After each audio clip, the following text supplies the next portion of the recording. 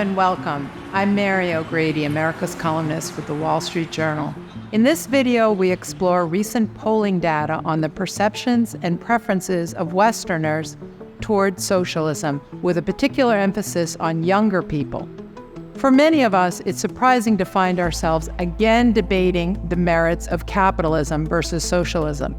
The world lived through a prolonged period after the Second World War in which two competing systems, namely the Soviet bloc of socialist countries and to a lesser extent communist China, competed with various versions of market democracy in the West. We observed the real-life impoverishment and desperation that the former socialist governments imposed on their own citizens. And we celebrated with those people when the Berlin Wall fell, the Soviet Union collapsed, and freedom, democracy, and markets began to flourish. But here we are today, again discussing the rise of support for socialism in Western countries. Let's explore the results from a poll specifically commissioned for this project, covering over 4,000 people in Canada, the United States, Australia, and the United Kingdom. Overall, support for socialism ranges from a low of 31% in the United States to 43% in the United Kingdom. Support for socialism increases, however, pretty markedly when we just look at young people ages 18 to 24. It increases to 45% in the United States, all the way to 53% in Australia. The key, when we look across all four countries, is that younger people view socialism much more positively than older people.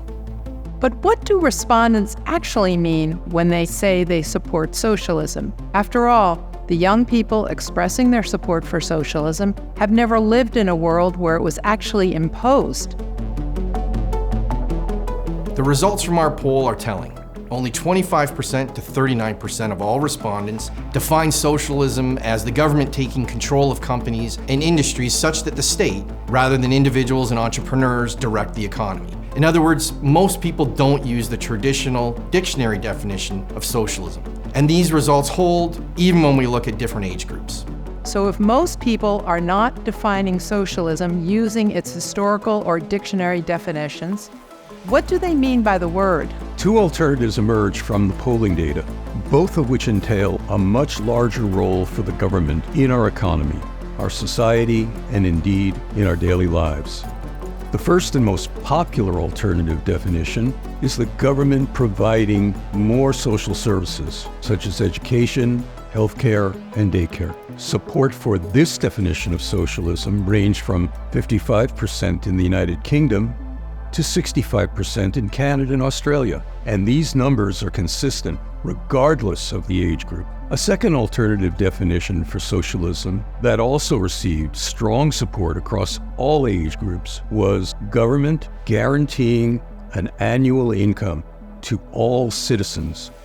Total support for this definition of socialism ranged from 47% in the United States to 57% in Canada, Australia, and the United Kingdom. In general, when respondents from all four countries indicate support for socialism, they're really talking about something quite different from actual historical socialism. They generally mean they want the government to provide more services and/or a guaranteed annual income to everyone. What they don't mean is that they want the government taking over businesses and running the economy.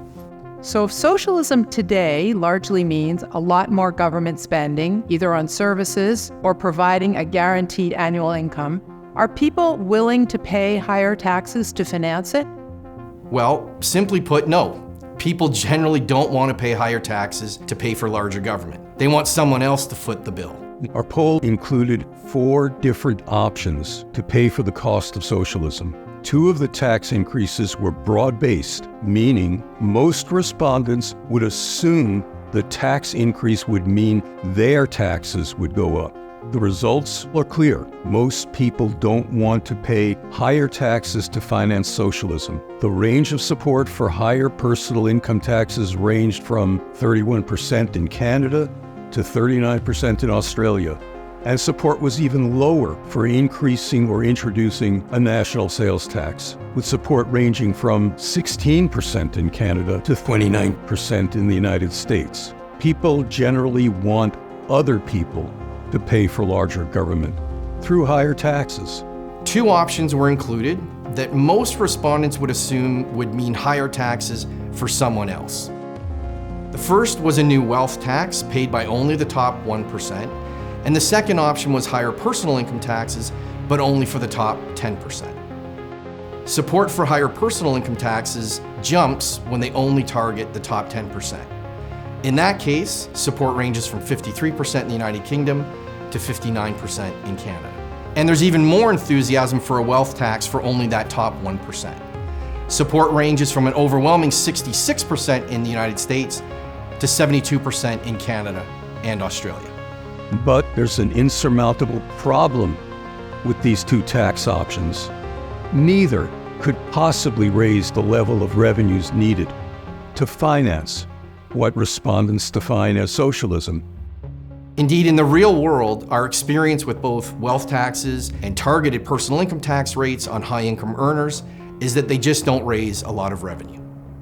This poll, which aligns with many polls done over the last decade or so, shows clear support for socialism amongst younger age groups. Critically, though, this support is not for the traditional socialism that competed with capitalism for decades. Rather, socialism has evolved to mean a much larger government sector providing services and cash payments to citizens. However, the most important insight from the poll may be that citizens are generally not willing to pay the cost of socialism in the form of higher taxes.